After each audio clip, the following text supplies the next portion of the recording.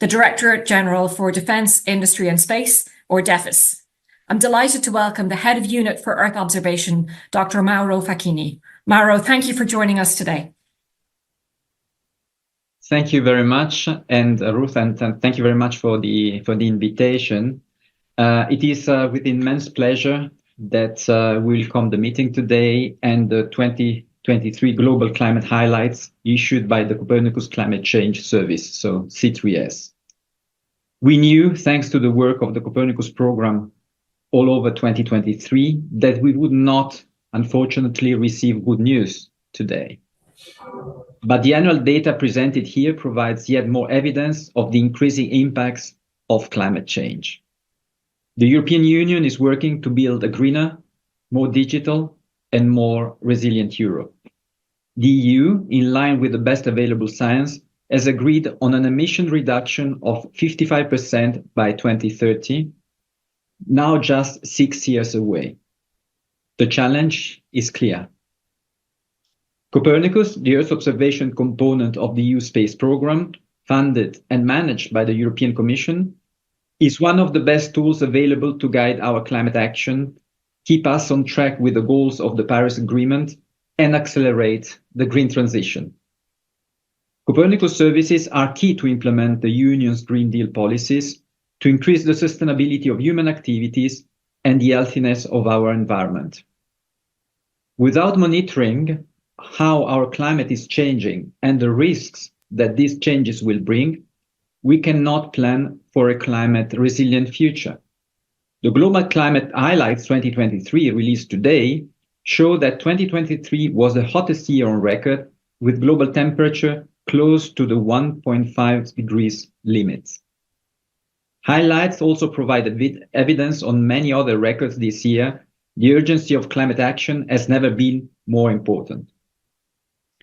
The Copernicus Climate Change and Atmosphere Monitoring Service, C3S and CAMS, already support Europe's climate efforts by providing data and information that underpin climate change mitigation and adaptation strategies. C3S gives access to a wide range of state-of-the-art products which combine millions of satellite and in-situ observations with model outputs to produce maps without gaps, describing the state of our climate for every place on the planet at any hour. Both C3S and CAMS contribute significantly to the information that supports evidence-based policymaking, such as the latest IPCC assessment reports. Thanks to the Copernicus free and open data access policy, anyone can make use of the Copernicus satellite and in-situ observations, models, and other products about past, present, and future climate and transform them into useful insights for climate resilience. All European countries need to drive down carbon emissions, and this is an undeniable tough undertaking. But data from the Copernicus services, such as C3S and CAMS, can play an important role to demonstrate progress towards net zero. Beyond the continuation of the measurement of current parameters, the Copernicus program will also soon deploy new satellites to offer the possibility to monitor CO2 anthropogenic emissions in support of the UNFCCC climate agreement. In closing, I would like to congratulate and thank ECMWF in running C3S and all contributors for summarizing these important 2023 findings. And with that, I hand it back to ECMWF colleagues for more details of the 2023 Global Climate Highlights on C3S. Thank you very much. Thank you very much, Mauro. And Mauro Facchini will be staying with us for the question and answer session coming later. Now, to introduce the Copernicus Climate Change Service and its work, I'd like to call on its director, Dr. Carlo Buontempo, to say a few words. Thank you, Ruth. And good afternoon, everyone. And thank you for being here with us today. The climate of the last 12 months has been once more exceptional. At C3S, our job is to operationally provide the best available evidence about the climate around us and its alterations. Our aim is to develop and deliver actionable information for our user and the policymaker rather than blue sky research. You will soon hear from my colleagues about the details of 2023 climate and about the many records that have been broken. There are three main points I would like to draw your attention to. As Mauro stated in his introduction, 2023 has been, by a large margin, the warmest year in our record that goes back to the 1940s. Not only that, in all likelihood, we have just been through the warmest year of our history, and quite possibly one of the warmest or the warmest of the last 100,000 years. I really would like this to sing with you.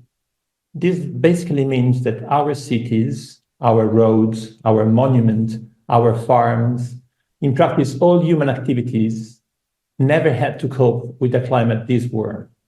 There were simply no cities, no books, agriculture, or domesticated animals on this planet last time the temperature was so high.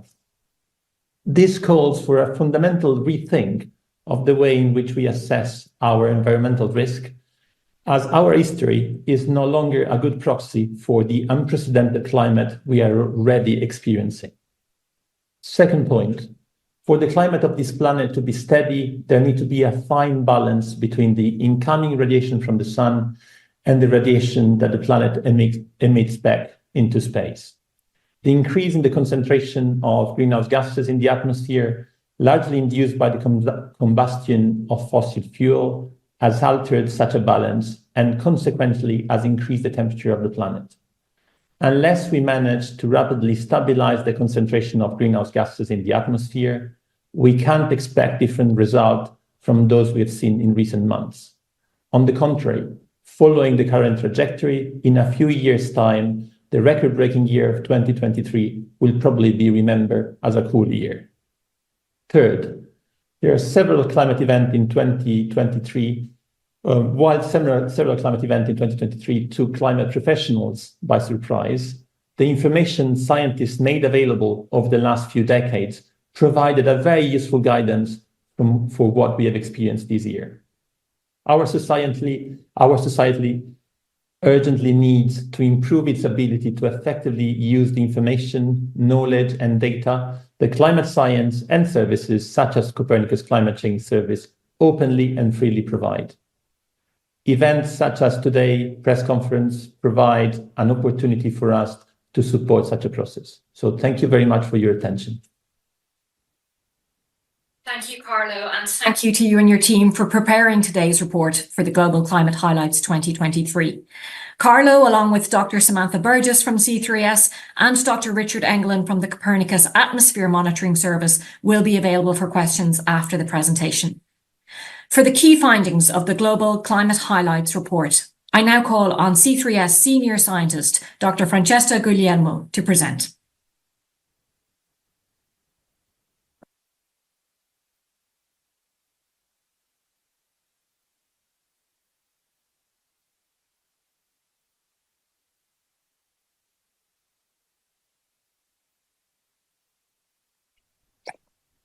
Thank you.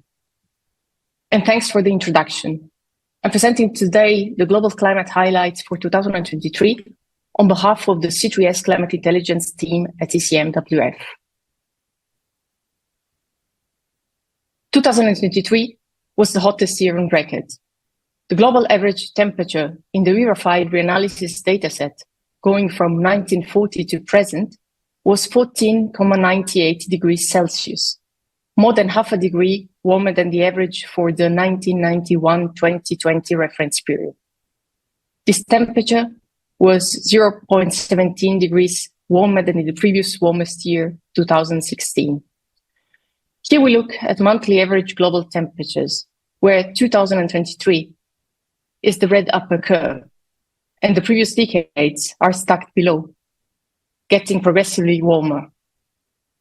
Last year, from June on, each month was warmer than the corresponding month in any previous year. And September was the month showing the largest departure from average in the whole Era 5 dataset.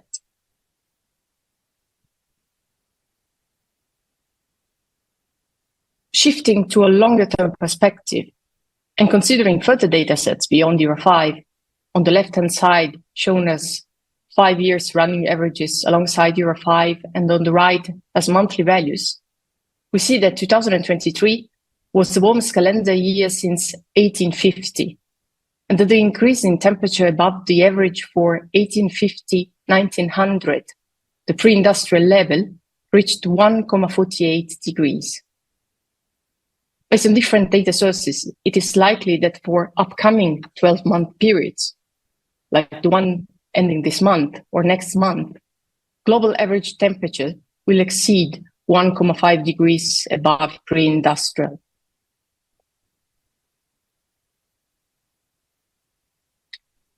A closer look at daily averages, here shown for the year, shows that for the first time, every day last year was warmer than 1 degree above pre-industrial. Almost 50% of the days were above 1.5.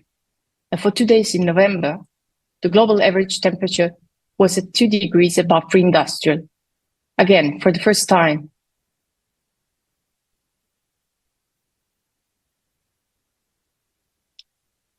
This relative proportion was truly unique to 2023. The number of days warmer than 1,5 degrees above pre-industrial, something first appearing in 2015 for successive days, was record-breaking.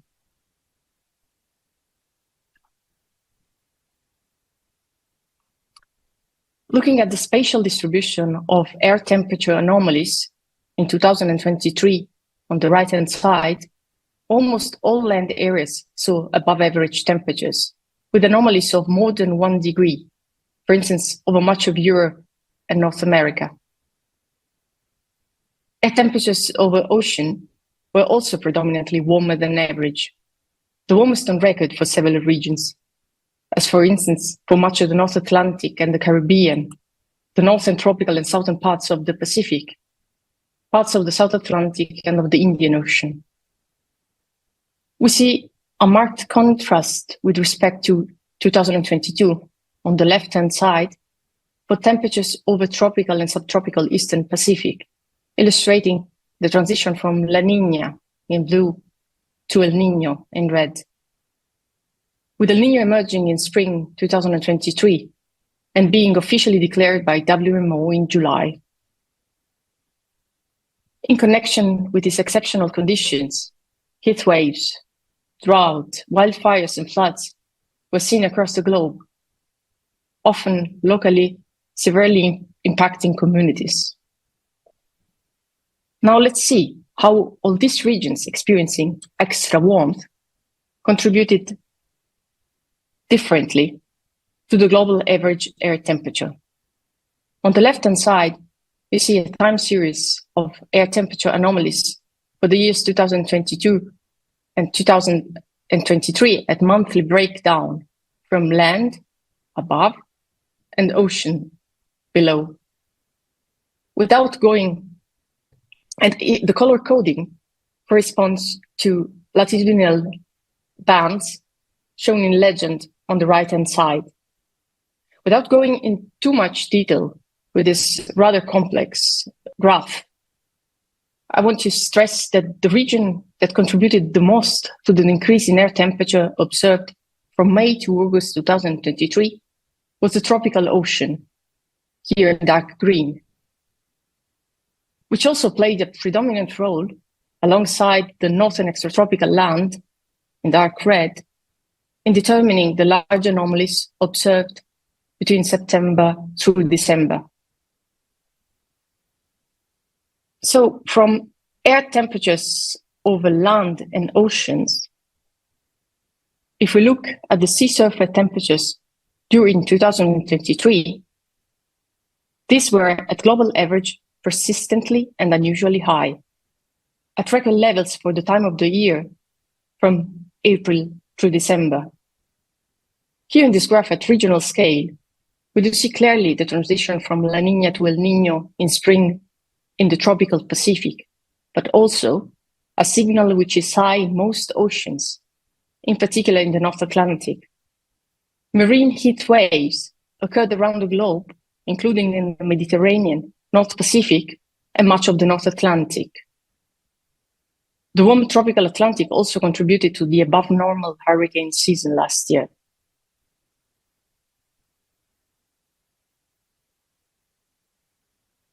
If we go to Europe, 2023 was the second warmest year for the continent, with 11 out of 12 months showing above average temperatures.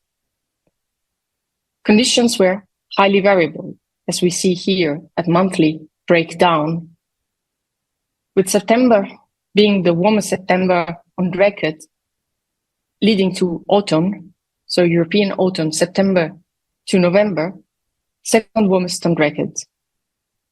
Europe too experienced heat waves, wildfires, and storms leading to severe flooding.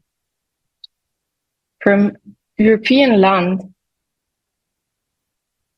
to polar land, the Antarctic sea ice extent, here shown on the left-hand side, daily value in a full year cycle, had February at all-time minimum for both daily and monthly averages. And it was at record low extent for the corresponding time of the year in 8 months during 2023. That's a blue curve, which lies below all previous years. On the right-hand side, we see the monthly evolution of the sea ice concentration. For your reference, the purple curve is a sea ice edge during the climatological reference period.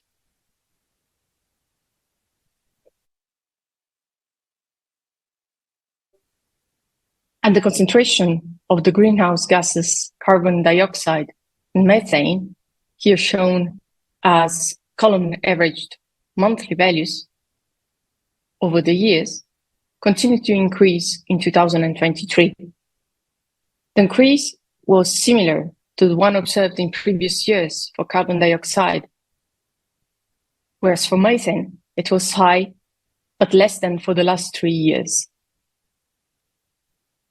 And with this, I thank you for your attention. While the team is looking forward to your questions, I hand over to Ruth. Thank you very much, Francesca. It is a grim read in many ways, but thank you for presenting it so clearly and concisely to us all. Just before we start with the questions, we want to tell you about a new product that's under development at the C3S team, and I'd like to invite Dr. Samantha Burgess to tell you about it now. Thank you, Ruth. If we could have the slides back, please. So we've seen throughout 2023 the importance of closely monitoring our climate. And next slide, please. And hopefully the GIF is working. I'm delighted to share a new application, Climate Pulse, that C3S and ECMWF are developing, which will launch later this month. If someone could start the GIF, that would be very helpful. This new interactive tool will enable everyone to not only look at how our climate is changing, but to download and share the data and graphics, both time series and maps, both absolute temperatures and temperature anomalies, both global surface air temperature and sea surface temperatures, comparing different years and different regions to understand the climate on daily, monthly, and annual timescales. It is based on the same data that C3S uses for our climate monitoring, the Global Reanalysis Dataset ERA5. Although ERA5 is already available for free and open on the C3S Climate Data Store, through Climate Pulse, the data will be post-processed and available just 2 days behind real time to enable everyone to understand how our climate is changing and to start conversations about climate. Thank you. Thank you very much, Samantha. We look forward very much to launching that product. And of course, we will let media and everybody else know through our customary channels, including social media and our email list for reporters. If you'd like to be on that list and you are not, please do contact us at Copernicus-press@ecmwf.int. Now, I'd like to call on our Q&A panel to assemble. And in the meantime, if you need to use any of the graphics from Francesca's presentation, you can find them all along with the report in detail on climate.copernicus.eu. This afternoon for our panel, we are joined by Samantha Burgess, Carlo Buontempo, Francesca Guglielmo, Mauro Facchini, and Richard Englund. For the first question, we go to George Airing's question, which is, you said it was the warmest year for probably more than 100,000 years. Could you please explain how you know this and what were the conditions when it was even warmer in former times? That's been a very popular question over the last couple of months. And I know, Samantha, you've referenced it on your LinkedIn before. Can you explain a little bit about this 100,000 years element? Yes, of course. So as everyone on the call is aware, our data set goes back to 1940, and we combine with other global data producing centres to go back to the pre-industrial period of 1850. However, when we combine our data with paleoclimate and proxy data that's contained within the Intergovernmental Panel on Climate Change 6th Assessment Report, the IPCC report, which was published in 2021, we can look at how the recent decades compare with the last 125,000 years. Obviously, when we're comparing the very well observed satellite era with paleoclimate data, the resolution of that data is very different. We know there were two very warm periods in our past. There was the mid-Holocene warm period around 6,000 years ago, and we know that the recent decades were warmer than 6,000 years ago, and the last very warm period was 125,000 years ago. So through using these paleoclimate records, which are contained in archives such as ocean cores, deep sea sediment cores, coral skeletons, speleotherms, so cave deposits, tree rings, lake cores, ice cores, we can reconstruct the climate that occurred when those records were being deposited and get an overview of how our climate has changed through time. However, the further back we go in time, the lower the resolution is. So we can't say, for example, that the 1st of January this year was warmer than at any time in the last 125,000 years because the resolution isn't the same. What we can do is look at what those data records say in terms of the temperatures contained within them around the world that are generally, particularly when we go back 100,000 years at the centennial scale or millennial scale, and we can say that right now we're warmer than almost all of that time period, particularly the last 100,000 years. There gets to be uncertainty in this last warm period that was 125,000 years ago. Thank you. Thank you very much, Samantha. We're coming on to a couple of questions now related to El Niño. The first is from Gillian Duncan from The National. She asks, could you please say something about the several days in 2023 that saw temperatures 2 degrees above the pre-industrial average and how closely related to El Niño this was? Maybe I'll start with you, Samantha, again, please. Yes, so we had an announcement in November that we had 2 days in November that exceeded the 2 degree threshold, the 2 degrees above that pre-industrial period. Again, it's important to articulate that there is a challenge in comparing the well-observed period with that pre-industrial period due to how well observed and how many satellites we have observing the Earth system. However, when we compare our data set and the records contained within ERA 5 compared with that pre-industrial period and what the IPCC has said that pre-industrial period was in terms of global temperature, then according to our calculations, we've had 2 days above 2 degrees. Through Climate Pulse, we'll be able to monitor that regularly and enable people to understand where we're at in terms of exceedance above the 1 degree above pre-industrial, 1.5 and 2 degrees above pre-industrial. In terms of the impact of El Niño, it is part of the story. By far and away, the largest contribution to global temperatures is the concentration of greenhouse gases in the atmosphere.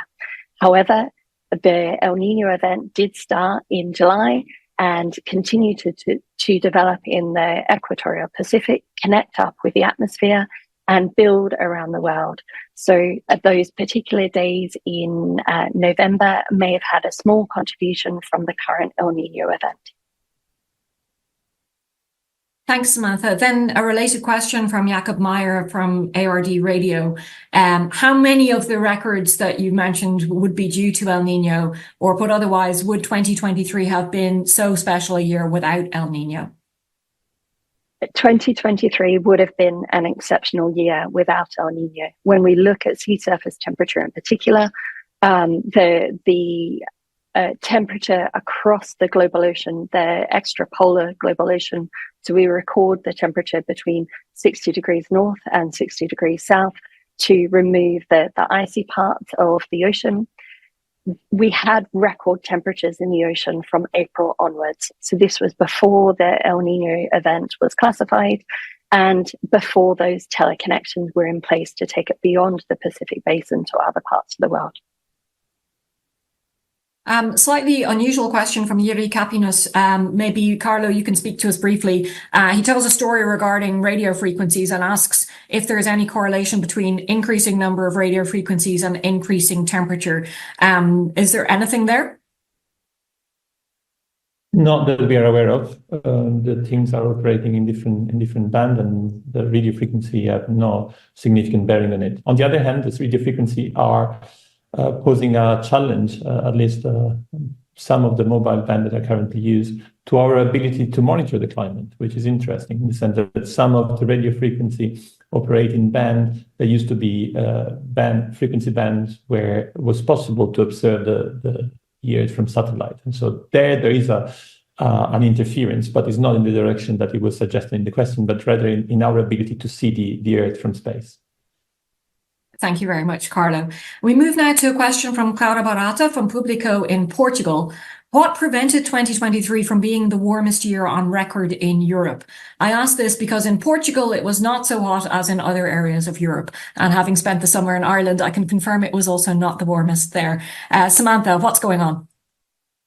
Yes, so this is fundamentally the difference between weather and climate. So much of the data that we reported today is focused on global temperatures, and with the a warmer atmosphere, that changes the position of the jet stream. So many of you have asked questions in past press conferences about the wavier jet stream and the implications of that wavier jet stream. And we really saw the implications of that wavier jet stream in 2023, where much of Europe had very mild summer conditions and had a much wetter summer than average in many parts, a wetter autumn and wetter winter. So this is it really shows the value of looking at climate monitoring at different regional scales and different temporal scales to ensure that you're not confusing weather with climate. Thanks, Samantha. So going back to El Niño now, from Seth Borenstein from the Associated Press. Usually El Niño's warm effects are highest in the second year, late winter, early spring. This one was in summer, fall, or summer, autumn in Europe for 2023. Does that make it more difficult to attribute El Niño's share of the record-breaking heat? Is it fair to say far more of the heat is from anthropogenic warming now than from greenhouse gases? And the question just disappeared off my screen. And how much more, please? Maybe we start with you, Carlo. Yes, well, indeed. If you look at the past El Niño events that we've seen in the last few decades, indeed you see the months following the peak of El Niño, and we are close to peak now.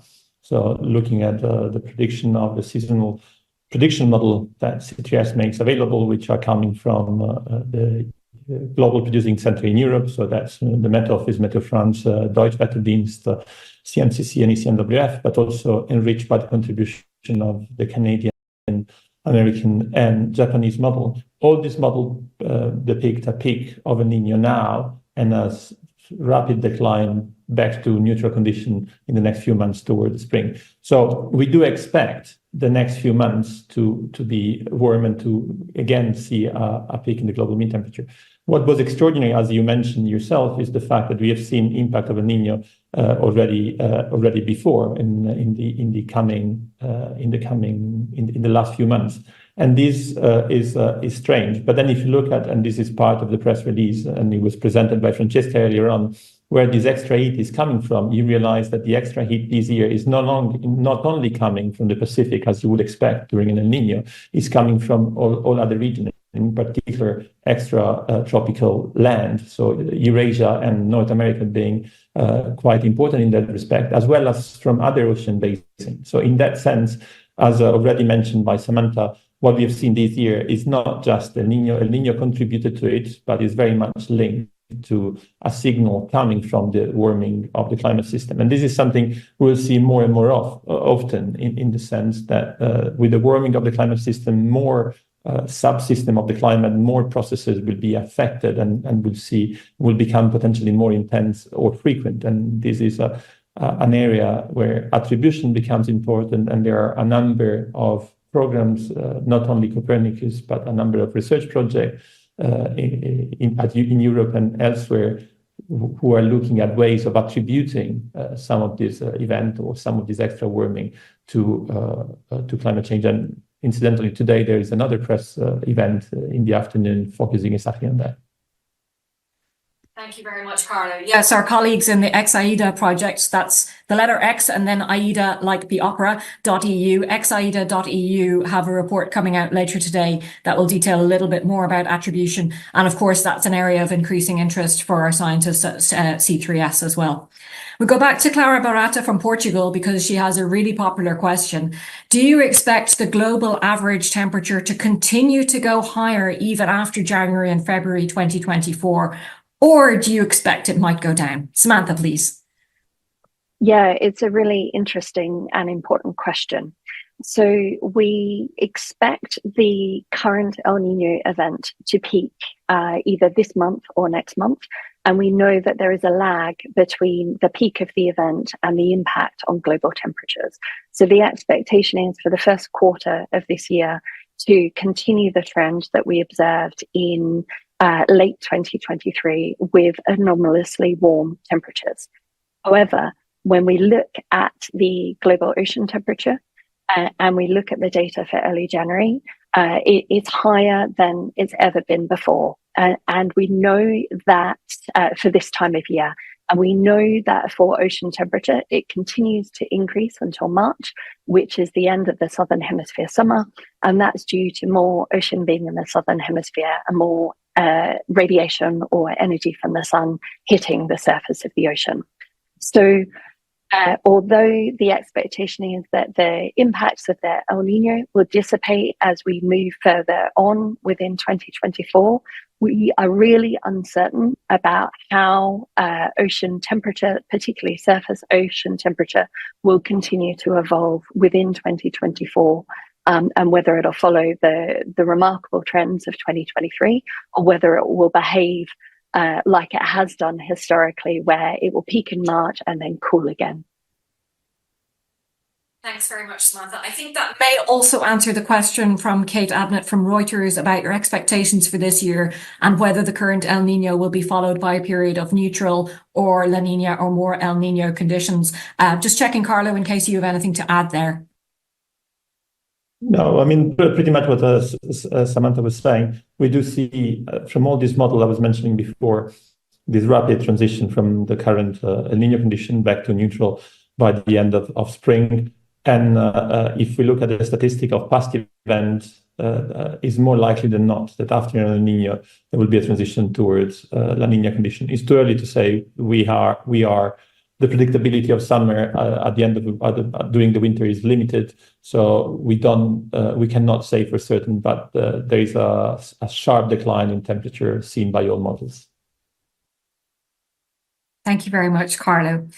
Move back to the variability within different areas again. Rosa Bastero from Radio Nacional de España asks about Europe. Which areas of Europe have shown the greatest warming during 2023? I ask this because the average can hide the critical situation of some specific southern areas that are more sensitive to warming, like in Spain. What do you say, Samantha? Yes, Rosa, you're absolutely right. So we know from the scientific evidence and from the IPCC that the Mediterranean in particular is one of the regions most sensitive to temperature change and is warming faster than many other land areas around the world. When we look at 2023, for Europe, the map is quite diverse. As expected with the wavy jet stream that we had across 2023. And looking at the map, we see warmer areas in parts of Spain, parts of France, and parts of Eastern Europe above the Black Sea. So we also publish a more detailed analysis called the European State of the Climate Report, which is published in April. And in that report, we'll go into much more detail about the variability within Europe and within 2023. Thanks, Samantha. And of course, you can contact our press office for various maps of different areas in between the different reports that we publish. A reminder, of course, that at the start of each month, we have a monthly climate bulletin that refers to the immediately preceding month as well. A question now from Enza Tedesco from Montel News. How will these findings impact the supply and demand in the energy sector, particularly in Europe? What countries could suffer the most consequences? That's one question. Then what is the situation with the snowfall over the Alps? Sector experts in Italy are raising concerns about another year of low hydropower production. Is that to be expected? And how much do the greenhouse gas emissions need to fall to see a positive effect on climate change? So there's quite a lot combined there, Carlo, but I'm wondering if you could piece it out a little bit for us insofar as we're able to speak to those topics. Yes, well, I'll do my best, and let's see, then maybe we can follow up even offline if required. Well, in terms of energy demand, there are two tendencies that are quite clear. One is a tendency, especially in summer, to see a secondary peak. So demand in Europe is typically peaking in winter for heating purposes, but there's been a secondary peak emerging, especially in southern region due to air conditioning requirement. And so we are seeing this in the energy demand. We have a strong collaboration and memorandum of understanding signed with ENTSO-E, which is the European Transmission System Operator Federation, and indeed is one of the concern.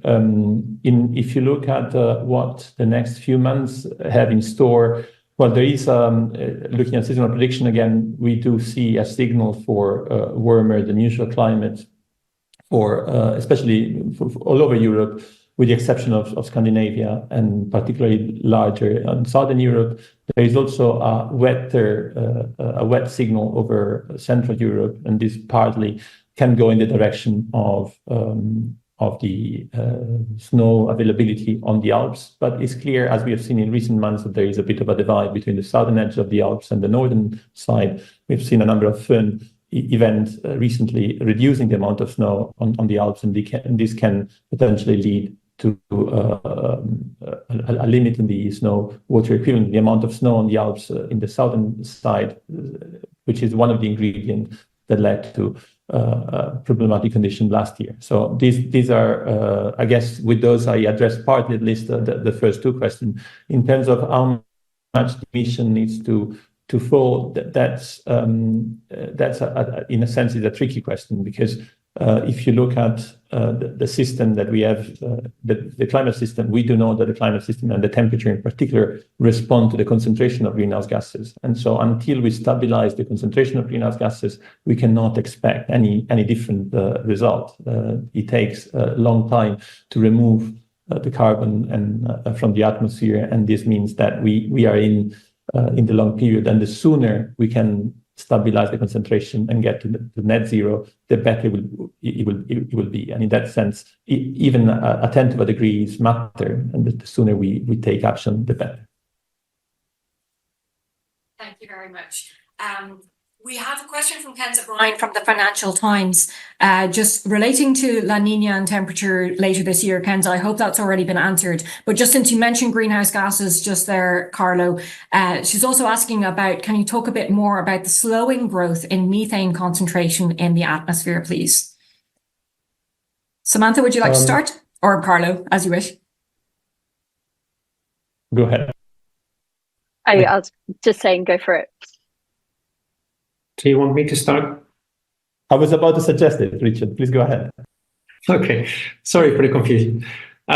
So the methane growth is complicated to really assess what is happening. We've seen an increased growth over the last few years. There's quite a bit of scientific debate about the reasons for this. And for methane, it's more so than CO2. It's really a combination of emissions from anthropogenic activities, but also natural systems like wetlands in the tropical regions. And then, of course, natural systems are affected by global warming as well. So it's really hard to assess very rapidly. It's a debate in the scientific community to understand what is going on. We now see a reduced growth, which obviously is very positive, but to attribute this to either natural emissions or anthropogenic emissions or a combination of the two, we need more time to really look into this. Thank you very much. Would C3S like to add to that, or are we happy to proceed? Great, thank you. So I skipped over briefly a question from Richard Delavan because we wanted to add somebody to the panel to answer this particular question. We're very happy to have an extra person joining us today from DG Klima. That is the Principal Advisor, Dusan Krenik from DG Klima. The reason is the question is a little bit more related to the 1.5 degrees and the political side of it. So I'll read it out. It's Richard Delavan from news.wickedproblems.uk.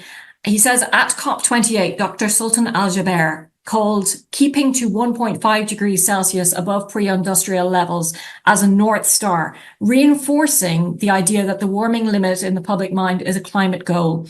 Given the data being presented here, is it time to advise policymakers to stop talking about limiting warming to 1.5 degrees Celsius as an achievable goal? Just to describe this 1.5 degrees for a moment first, Samantha, can you just explain a little bit the background, and then we'll ask Dusan to speak to it as well? Yes, of course. And it is a really important question. And the short answer is absolutely not. So the 1.5 degrees and 2 degree limits were established by the Paris Agreement in 2015, where all parties around nations around the world committed to limit global warming to either 1.5 or worst case scenario 2 degrees above the pre-industrial period. The IPCC then came out and defined what the temperature was in that pre-industrial period. And exceeding it is the long-term average. So it's not a day above 1.5, it's not a month or a year above 1.5. It's a long-term average of 20 years or 10 to 20 years, given that if the trajectory is still increasing, then we can say after 10 years that we have exceeded the Paris Agreement limit. We are likely to overshoot 1.5 degrees. That's basic physics of the system and the amount of warming that is locked into the system. However, the reality is that every single fraction of a degree matters. And we know the warmer our atmosphere, the warmer our climate, the more intense and the more frequent the extreme events are. For me, this is also an equity question. And who are we to tell future generations the type of world that they inherit from us? And that is based on ambitious climate action and getting to net zero as quickly as possible. Over to DG Klima and Dusan Krenik. Good afternoon. I would like to add to Samantha that it's really important that we work towards our objective to limit global warming to 1.5 degrees Celsius.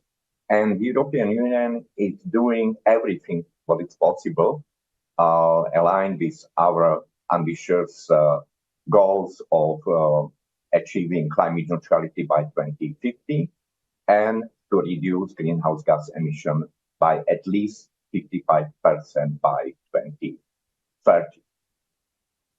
Also, it's important that there is a cooperation on international level. And in that direction, the recent COP28 really contributes. And we need international cooperation really still keep this objective of 1.5 alive. So we are not on the track, but still we can do it.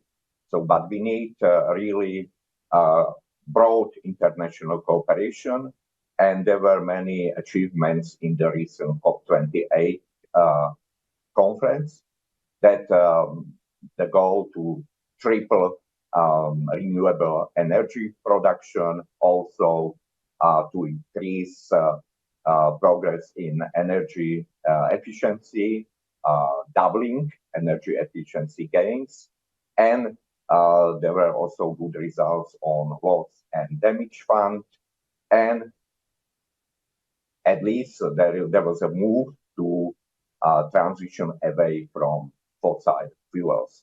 So there are positive elements, but we need to step up our efforts in the EU and international. Thank you very much, Dušan Klenik, and thank you in particular for making the time to join us today. We have a question from Bo Bouya from the Belga news agency, and it's a good opportunity to remind everybody that this meeting is being recorded and will still be available on YouTube afterwards. But just in the immediate, Bo asks, Samantha, you said the last time the global average temperature was this high, there were no, and then missed a bit. Could you repeat and explain that, please, if you remember? Well, the short answer is the last time global temperatures were this high, there were no satellites. So we're relying on paleoclimate and proxy records to interpret and infer what the temperature was from the concentration of greenhouse gases, because we know that direct correlation between the concentration of CO2 and methane in the atmosphere and the impacts that has on global temperatures. So my background is originally paleoclimate, so it's something that's very near and dear to my heart. And the reality is that the science is very strong to understand how our climate has evolved using these paleoclimate archives, but you need a lot of them. You need to stack them together, and you need to ensure that you're not just getting a local signal from one part of the world, that the signal is consistent across the world. And a common misconception is the little ice age in Europe.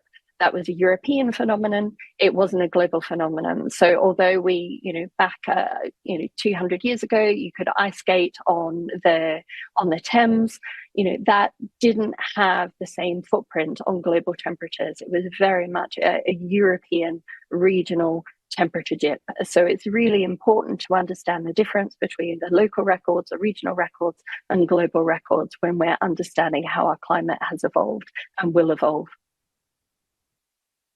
Thank you very much. And as I say, the recording of this press briefing will be available on YouTube afterwards. We have a question from Annika Digrius from Swedish Radio regarding jet streams and climate change. This might be one we need to answer by email afterwards. Can I just check with the panel on that, please? Well, maybe we can have a quick go and then articulate further by email, because they're okay, great. So because we've mentioned the jet streams a little bit in relation to certain phenomena, she asks, can you tell us more about how the latest findings on how jet streams are affected by climate change? Well, there's been some debate within the science community on this theory of the meandering of the jet stream. So the idea that a reduction in the strength of the gradient, in temperature gradient between the tropics and the Arctic or polar area may actually increase the meandering of the jet stream. In our analysis, and this was documented in a paper that came out a couple of years ago, we haven't seen evidence of that happening so far. And so in that sense, I would think that there is still some debate within the science community on the strength of that hypothesis. It's a hypothesis that has some merit, but it's not fully settled within the science community at this stage.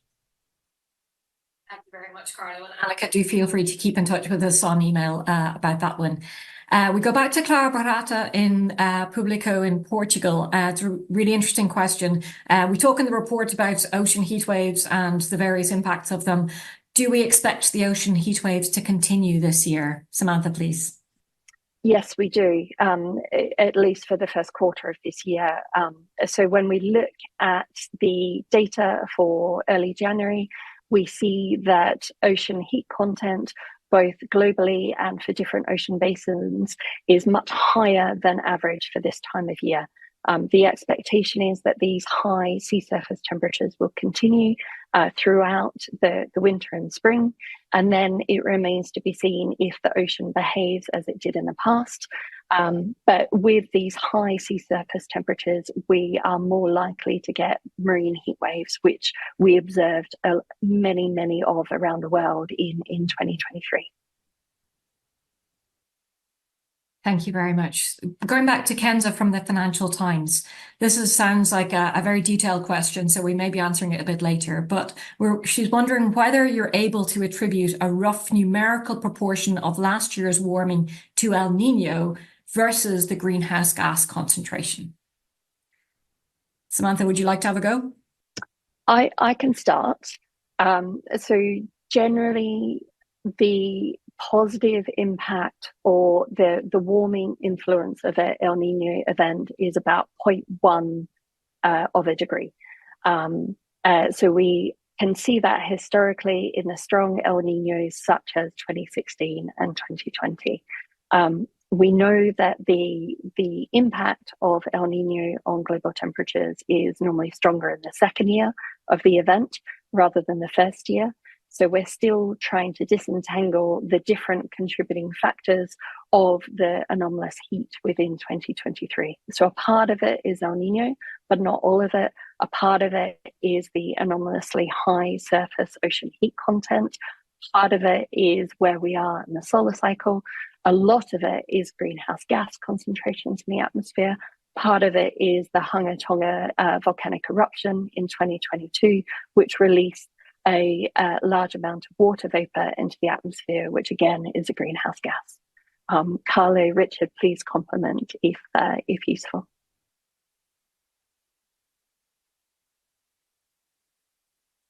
Well, maybe just on the impact of the Hunga Tonga, there is not yet a full analysis of the impact, and a few papers that came out indicated went in different directions. Some suggested a significant warming in the extratropics. Some other suggested a negligible warming. So it's one of these processes that we know is potentially important, but that is not yet fully characterized. Thank you. We have a lot of questions about what's coming up for this year. And Carlo, you mentioned that the new C3S seasonal forecast will be published tomorrow. Can you just take a break briefly to explain to us all what that is and how it might be useful for our reporters? Yes, absolutely. So as I was mentioning in the previous question, C3S makes available the output of a variety of seasonal prediction models. So these are the seasonal prediction model coming out of the European Global Producing Center. So this is Météo France, the Deutsche Wetterdienst, the UK Met Office, CNCC, and ECNWF itself. And on top of those models, each of these models actually is constituted by an ensemble of simulation, because these seasonal predictions are probabilistic in nature. And on top of these European models, there are contribution coming from the US, from Canada, and from Japan, and very soon also from Australia. So all this information put together are available both in numerical format and in graphical format on the C3S web pages, and journalists can look at those. They need to be interpreted in a probabilistic sense. We are unable to say what the weather would be like in a month or two exactly, but we can provide some information about the balance of probability, the likelihood of having a warmer than usual summer or a wetter than usual spring. So in that sense, the information can be used and can guide our action, especially in some part of the world, especially in those parts of the world that have a strong connection with El Niño, such as Australia, for instance, or Indonesia, or Eastern Africa. Thank you Very much, Carlo. As we mentioned, the report and that seasonal forecast coming out tomorrow can be found at climate.copernicus.eu. A couple of questions now about the Antarctic. Jeremy Wilkes from Euronews wants to know what the outlook for the Antarctic is in 2024. And Tyne Logan from ABC would like to ask, was the record low Antarctic related to the 2023 temperatures specifically, or part of broader trends? May I start with you, Samantha? Of course. So for Antarctica, ultimately we're uncertain at this point, and we're monitoring how sea ice is evolving throughout the rest of the austral melt season, so the austral summer. So in December, we saw the daily sea ice extent shift closer to the 1991 to 2020 average after several months at record low levels for the time of year. I think it was 8 months within 2023, we had record low levels for Antarctic sea ice. The fact that we're closer to that climatological average in December is really good news, because the expectation was, when the winter maximum was so much lower than it used to be, that again Antarctica may have been transitioning into a different phase. So it's good news that it's back to that climatological average.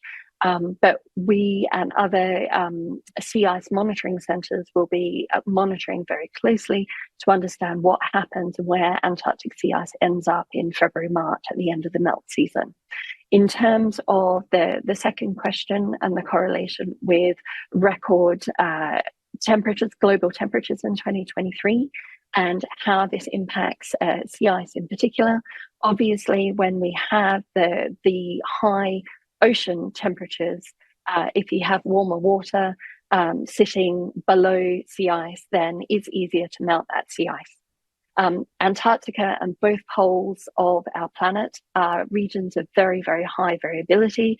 So when you look at a map of Antarctica or play with Climate Pulse in a week or two's time, you'll be able to see that there's often very strong red colours and very strong blue colours. And this is part of the natural variability of the system. When we look at December in particular, the anomalies for Antarctica were very, very low. So instead of it being bright red and bright blue, it was very pastel, which is really unusual. So I personally was very happy to see that, because it was an unusual signal, but it's good news for sea ice. If there's not these strong red areas, you're not likely to get that positive feedback with high temperatures and then melting.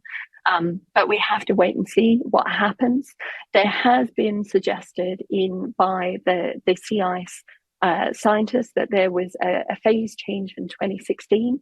So prior to 2016, there was very little signal in sea ice in Antarctica, whereas there's been a strong signal through time in Arctic sea ice. And since 2016, there's been more of a decline. Again, it remains to be seen if this is a short-term trend or a long-term trend. Thanks, Samantha. Staying with Tyne Logan from the ABC, it's a really interesting question in the context of this whole report and understanding what it means to be the hottest ever. He asks, can you please explain how the global surface air temperature is calculated? That is it reanalysis? And is it fair to look at high temperatures at select extreme temperature events throughout the year as part of contributing to the global annual temperature? So there's quite a lot of detail in there. I would mention that on the press pages of climate.copernicus.eu, there is quite a lot of information about the different systems and methods that are used, particularly with regard to temperature. But Carlo, perhaps you can mention to us now just how it's calculated and what that means.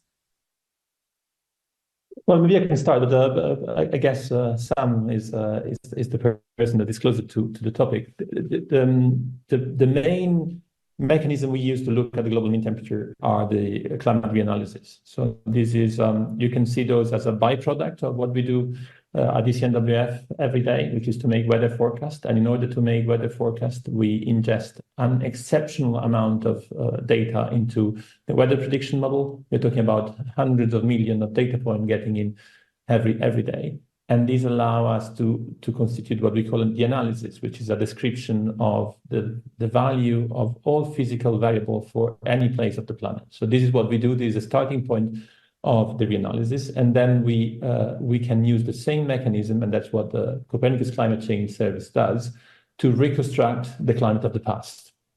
And through that reconstruction, we can characterize, again, all the physical variables for any place of the planet, and we can combine those together to get the global mean average. Then if we want to look at the global mean average in the context of what has been the last few hundred years, then there are some correction needs to be accounted for, and we typically add an offset on the anomalies that we've seen with respect, for instance, to the 1960-1990, or more recently, the 1990-2020 anomalies, to refer back to the pre-industrial period of 1850. 1900. So I'm sure some you want to add further details to that argument. Yeah, so there's a lot to unpack here. So generally speaking, our global reanalysis, which creates this map without gaps, is a 30-kilometer gridded product. So this does take weather stations. It takes effectively all observing data and combines it with a numerical weather prediction model. So by observing data, I mean satellites, I mean weather stations on land, radiosondes in the atmosphere, and buoys in the ocean as well. So we take measurements from space, from the atmosphere, from the land, and from the sea. So this is why there's often a difference between what we report in ERA 5 versus what a local weather station may say, because we're looking at a 30-kilometer grid, whereas the weather station is directly observing what the weather was at that point in time. When we look at sea surface temperature, again, it depends on the type of measurement used. So for us, the sea surface temperature that we report on is down at 10 meters to remove the diurnal cycle, so the difference between day and night, and smoothing out the radiation difference that comes from when the sun is present and when it's not. Other sea surface temperature global records use a much shallower depth at 20 centimeters. So NOAA, for example, uses 20 centimeters. So this leads to divergence. What we do though, is we compare our data set with all the other global producing centers. So this was the headline graphic that was in the press release that Francesca also showed in the presentation, to show not only the variability between years, but also show that these 5 data sets have very, very strong agreement. And the agreement was less good the further back in time you go, because our observations were fewer and our measuring was less certain. Whereas in the modern period, so since the satellite era, the differences between the global producing centers are very, very small. And there's another press release coming out later this week with NOAA, NASA, and the Met Office sharing their statistics as well. Hopefully that answers the question. Great, Samantha, thank you very much. Thanks to Tyne for the question. We have 2 quite closely related questions from Raymond Zhong from the New York Times and Bob Berwin from Inside Climate News. Raymond asks, how do you evaluate the prospect that global warming is accelerating or could begin to do so soon, particularly given the acceleration in ocean heat uptake that has already been observed over the past 3 decades?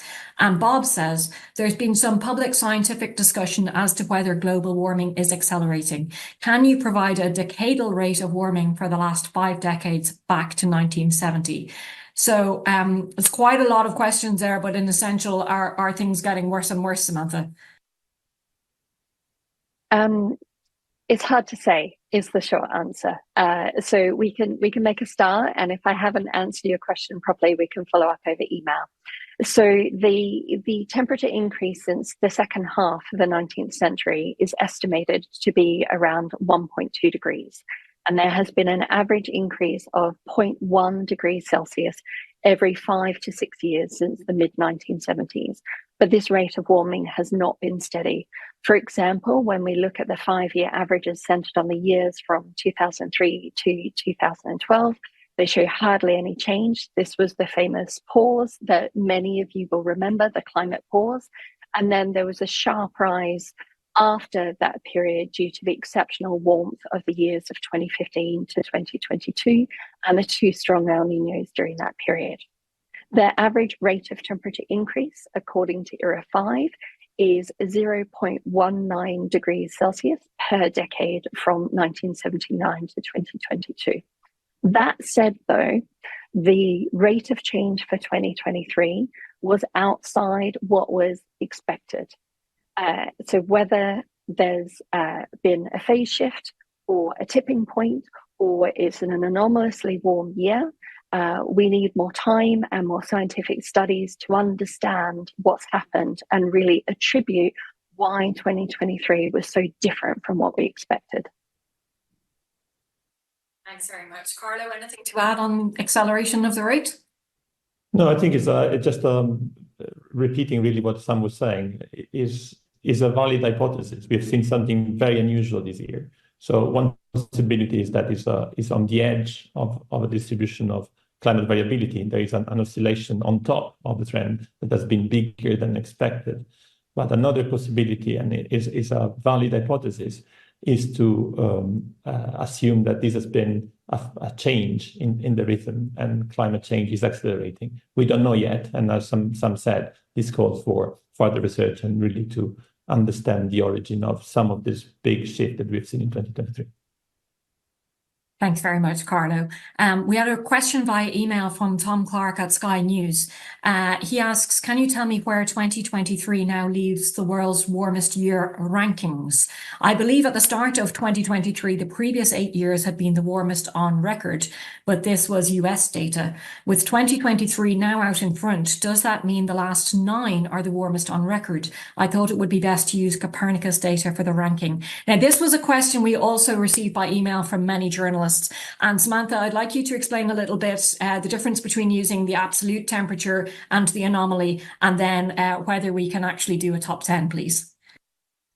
So I'm going to ask my colleagues if they could put a top 10 in the chat. But I can confirm that when we had this conference last year, we also showed the same thing, that the last 8 years were the warmest 8 years on record. There's a very slight difference in different data sets. So for us, 2023 is the warmest year on record, and it's warmer by 0.17 degrees above 2016. The next warmest year after 2016 is 2020, but some other data producing centers have those 2 years flipped. And the difference between 2016 and 2020, according to us, was less than 0.01 degrees. So that's within the almost within the measurement error. So for us, it's 2023 followed by 2016 followed by 2020, but there may be some slight differences. And I can't remember what the 4th warmest year is, but we can put it in the chat or follow up over email afterwards. Thanks, Samantha. It's amazing that you can remember all of those off the top of your head. Just a reminder to everybody in the Zoom meeting, if you have any more questions to ask, please drop them into the chat now, as we're about to move on to the last one that we have for now, which is from Valentina Podleshna from econews.cz. Is it possible to predict which regions in the world will suffer the most in the next years from high temperatures? And if so, what are the expectations? And thank you for that. What a difficult question to tackle, but what do we know and what do we think, Samantha? Sadly not. So we know, as I mentioned already, with a warmer world, heat waves are stronger, and so they're more intense and they last longer. However, predicting ahead of time, several months ahead of time, where those heat waves will hit is incredibly challenging. So we know that 2024 will have heat waves.